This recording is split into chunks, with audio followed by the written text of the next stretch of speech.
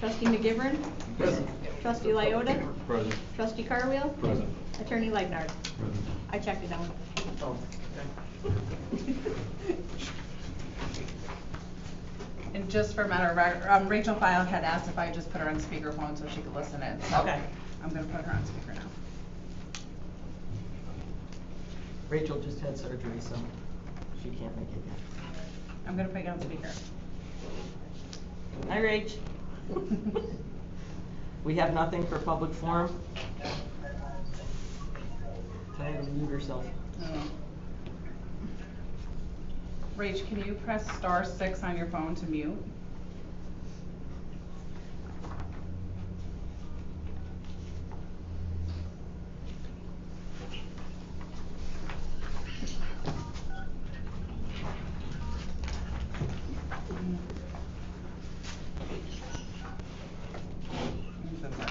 What if you just turn your volume down? True. Good idea. Next on the agenda is the approval of minutes from our January 11th meeting, our annual meeting, and our January 16th regular meeting. Everyone has a copy. Does anyone have any corrections? If not, could I have a motion to approve the minutes? I'll make the motion. Second. All in favor? Aye. Opposed? And it's carried. Next is communications. We have one letter dated February 14th, 2024. Dear Mayor McNulty Ryan, I am writing to formally resign from my board position on the Industrial Development Agency effective February 29th, 2024. I have enjoyed the challenges and contributions during my tenure. I appreciate the opportunities for professional growth that the IDA has provided me and look forward to the potential of working with the agency in a different capacity in the near future. I am confident that the skills and insights gained will contribute to my future endeavors. Sincerely, Maggie A. Alex. Just so nobody gets nervous, she's not leaving the IDA, she's just switching positions. So could I have a motion to accept her resignation as a member of the board? I'll make the motion. I'll second. All in favor? Aye. Opposed? And it's carried. She can't go anywhere. She's locked in. Next is the appointment of Shawnee Ward as an IDA board member. So basically what they're doing is flipping jobs. Does anyone have any questions on that?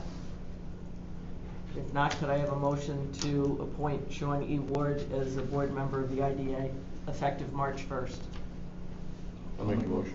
I'll second. All in favor? Aye. Opposed? And it's carried. Okay, one out, one in. Next on the agenda is the approval of claims. Everyone has a copy. Does anyone have any questions? I kept Anthony busy today. I heard. Sorry, I missed it. That's okay. Does anyone have any questions? If not, could I have a motion to pay the bills? Make the motion. Second. All in favor? Aye. Opposed? And it's carried. Next on the agenda is consideration of the police activity report for the month of January 2024. Everyone has a copy. Could I have a motion to accept? I'll make the motion. I'll second. All in favor? Aye. Opposed? And it's carried. Next is consideration of the fire department report for the month of January 2024. Everyone has a copy. Could I have a motion to accept? I'll make the motion. I'll second. All in favor? Aye. Opposed? And it's carried. Next is consideration of the monthly report by the treasurer. Everyone has a copy. Anthony's here. He answered all my questions, so I'm sure he can answer yours. Any questions? If not, could I have a motion to accept the treasurer's report? I'll make the motion. I'll second. All in favor? Aye. Opposed? And it's carried. Next on the agenda is consideration of the monthly report for the Parking Violations Bureau. Everyone has a copy. Could I have a motion to accept? Make the motion. Second. All in favor? Aye. Opposed? And it's carried. Looks like that's been pretty quiet. Next on the agenda is consideration of adjustments for the water and sewer billing. I think these are just routine, aren't They they? are. Does anyone have any questions? If not, could I have a motion to make the adjustments for the water and sewer billing? Make that second. All in favor? Aye. Opposed? And it's carried. Next is consideration of authorizing the mayor to execute a renewal of a memorandum of understanding for 2024 with the Green Island Power Authority, the City of Cohoes, the City of Troy, the City of Waterville, Green Island Union Free School District Number 1, and the American Legion Post 927. These are all agreements that we do every year, so we're just asking to renew them. Does anyone have any questions? There's no money exchanged on any of these, it's just if somebody needs help, the other one goes and helps out, so. Could I have a motion to authorize me to sign for the renewal of the MOUs? I'll make a motion to authorize. Second. All in favor? Aye. Opposed? And it's carried. Next is consideration of renewal of agreement with the Albany County Mutual Aid for assistance for disasters and other related emergencies. Ag, you wanna? Sure, this is basically the same thing, this agreement's with the Albany County Sheriff's Department. This is the same agreement we've had in past years, except the previous agreement had a termination date. So they were asking for a 5-year contract or agreement with an automatic 5 years should there be no changes. So it would continue to automatically renew unless either party wanted to offer changes in the meantime, but this would, no other changes to the agreement other than the duration of the agreement. Does anyone have any questions? A perfect example of this is one of our fire trucks are down, and Albany County loaned us one of theirs, which is, in one of the bays up there now, so and there's no money exchange, it's just a mutual aid. So if there are no questions, could I have a motion to renew the agreement with the Albany County? I'll make the motion. I'll second. All in favor? Aye. Opposed? And it's carried. Next is consideration of authorizing the mayor to sign the intermunicipal agreement for a joint services rapid deployment team. I think everybody has a copy of it. The only thing that's incorrect on it is the address for the village. So Michelle's getting that corrected, and so we'll go from there. I think this is going to be a good thing. I mean, we're very good at getting rapid response from anything, even with the county, with the sheriff's department for a SWAT team if we needed it. But this is more of a rapid response, and with watching the crazy things that are going on all over this country, you can't get there too quick. So, does anyone have any questions? I just want to make a comment that this agreement does require that we contractually agree to $1,000 contributions towards the task team to pay for whatever equipment and resources that force will need. If we don't use the funds in that given year, it'll roll over to the following year, and it's a 2-year contract. You said automatically renewed like the previous one? It will unless there are either Changes. party has suggested changes, yes. And I know they are applying for a grant too from the Yes. state, because I got a call from John McDonald Oh, good. about it. So Good. I know they're applying for a grant too. And our contribution is not as much as what the city's is. No, we're basically paying 1,000, the other are paying 5,000, I believe. Yeah. Yes, and we basically did it on a per person, based on per person we have one member on the task force, so our $1,000 is for that one person. Any other questions? If not, could I have a motion to authorize me to sign the well, I'm having a hard time tonight. Intermunicipal agreement. I think my cold's going to my brain. I'll make Can I have a motion? Don't make me say it. Do we get a second on that? Yeah, we're all set, yep. All in favor? Aye. Opposed? And it's carried. I don't want you to have to go through that again. Thank you. Next is consideration of declaring the following DPW equipment as surplus: a 2015 Ventrac drop spreader with extended hopper, and a 2018 of the same thing. Basically, this was stuff to spread salt, and none of the sidewalks that we have, because these are the ones that go on the sidewalk, they really can't use them, so they are worth something, so we're better off to sell them and get some money for them. So they can figure out another piece of equipment to go and buy. Not till next year now. Exactly. Does anyone have any questions? No. If not, could I have a motion to declare that equipment surplus? I'll make the motion. I'll second. All in favor? Aye. Opposed? And it's carried. Next is consideration of setting a public hearing date to consider the local law for residency occupancy law. Mag, why don't you tell about this? Sure. So I can't talk tonight. Residency occupation. Resident occupancy law, so which we term ROPs. And we have been talking about this for a long time, and we feel as though we're in a position right now, and manpower is a big part of this, where we're in a position now where we can actually execute this, should the local law pass. So this would allow us, by state law, we have, the code department has to, or should be, inspecting every non-owner occupied apartment once every 3 years. So this will give us an opportunity to meet the regulations of that standard, and also will allow us to get into each apartment before it is rented, basically. So what this would do is, if homeowners are having a change in occupancy in one of their apartments, they're to call the code office, schedule an appointment, we will come do an inspection. Basically, it's a certificate of occupancy saying that the apartment is safe and habitable. It gives us an opportunity to have homeowners make corrections to their property that we deem necessary. It provides a safeguard for the tenants, knowing that they're going into a safe apartment, and on the flip side, it protects the tenants, because when those tenants rent that apartment, we deemed it safe. The condition in which they leave it at will be, you know, up to their determination. But so it's, a lot of the neighboring municipalities are doing it. Troy has it, Cohoes, Watervliet. We actually have people call us now asking for an ROP inspection, because that's what they're used to. So we now have several employees that are certified to do the inspection. So although it will be a lift in the beginning once we get going, I think it'll work itself out, and it would be something that is very manageable going forward.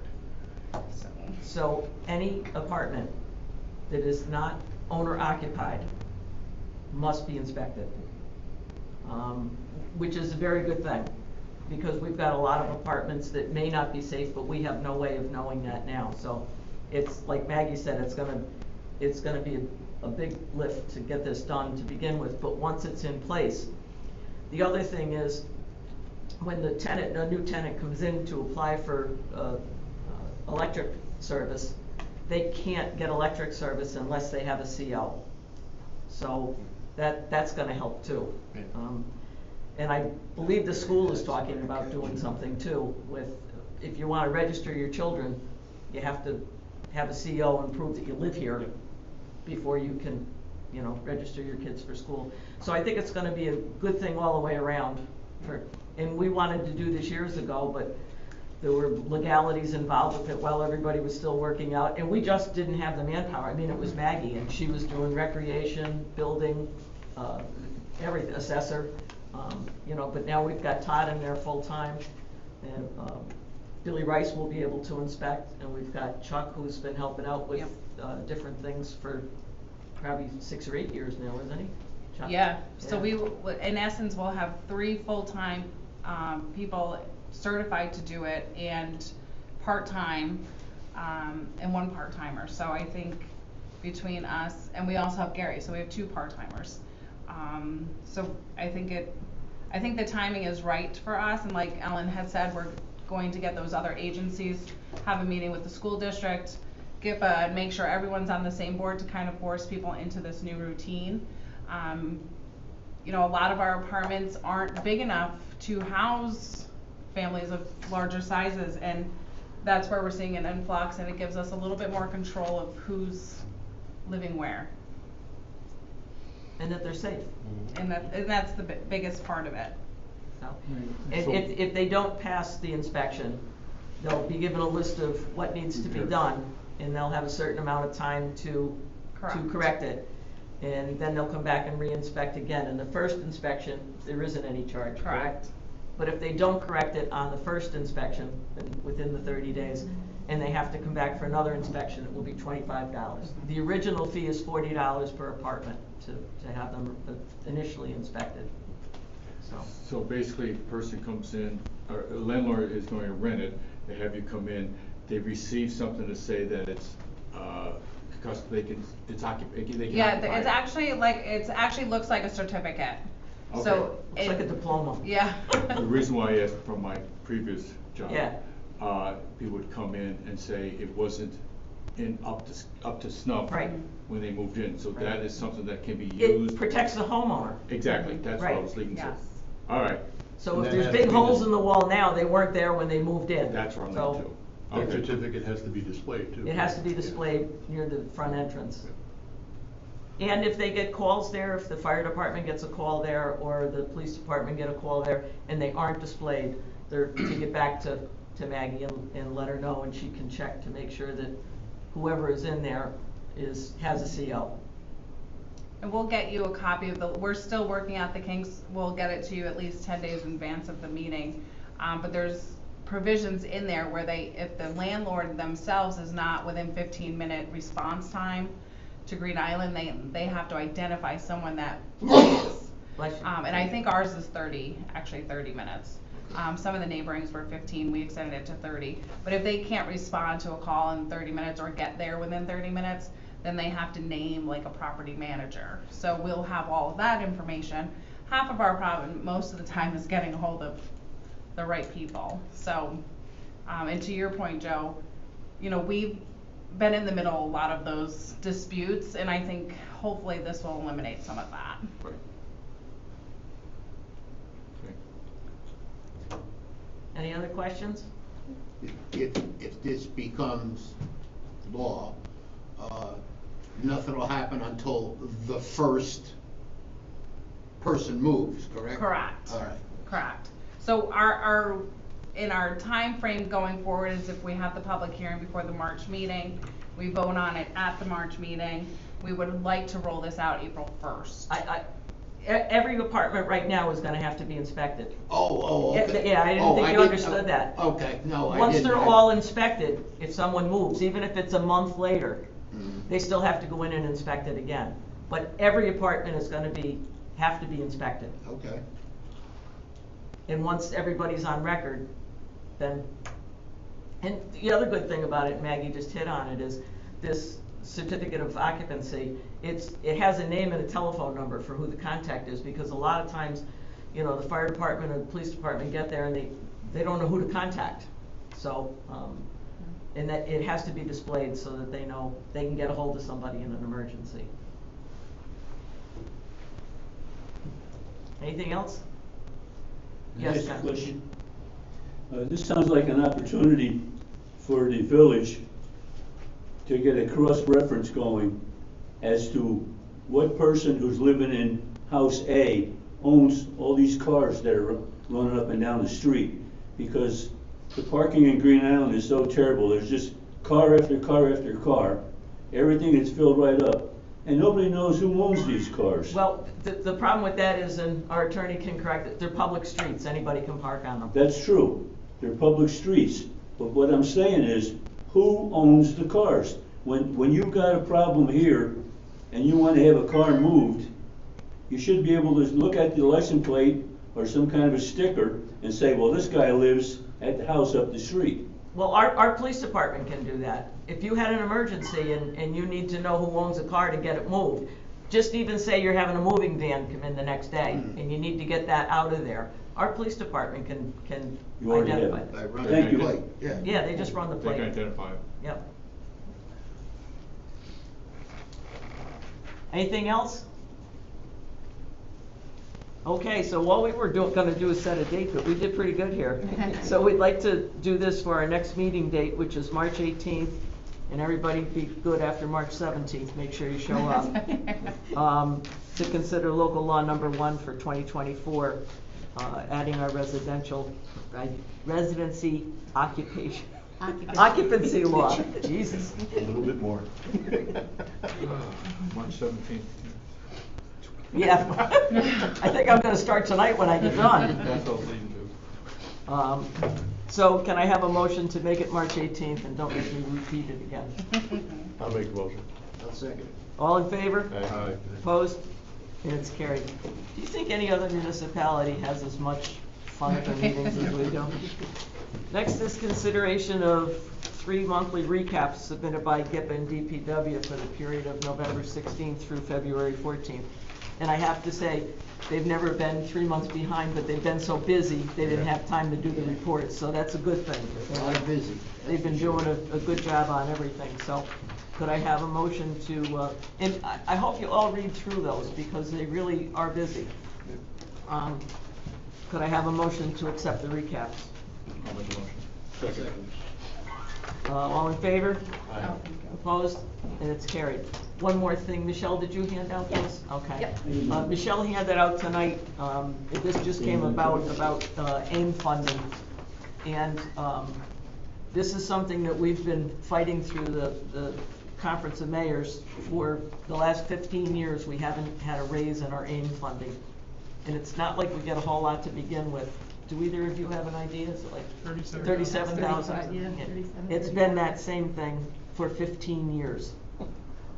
Where everybody else's funding has gone up on everything, and they won't, and it's the only unrestricted aid that we get in anything. So, you know, if you've got an emergency, you can use it towards that, where anything else that you get is, it's very strict as to how it can be used. The New York Conference of Mayors has been very, very strong on this every year, but this year they're asking all the mayors to sign on to a letter that's going to go to Kathy Hochul and the leaders in the Senate and the Assembly. I really got brain fog tonight. But they've also asked us to pass a resolution, which I think you all have, and it just states all the facts about, you know, it's time to do this. So I think it could be a good thing.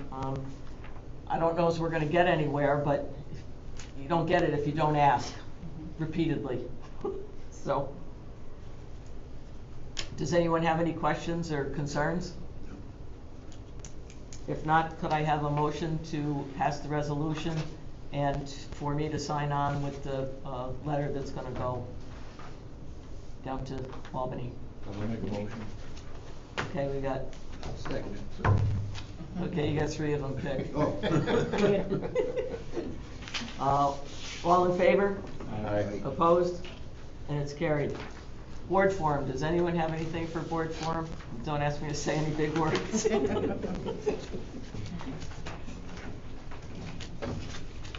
If not, our next meeting is Monday, March 18th, 2024. Same time, same place. Could I have a motion to adjourn? I'll make a motion. All in favor? Aye. Opposed? And it's carried. Thank you very much, everybody. Thank you, get well. I really think that the congestion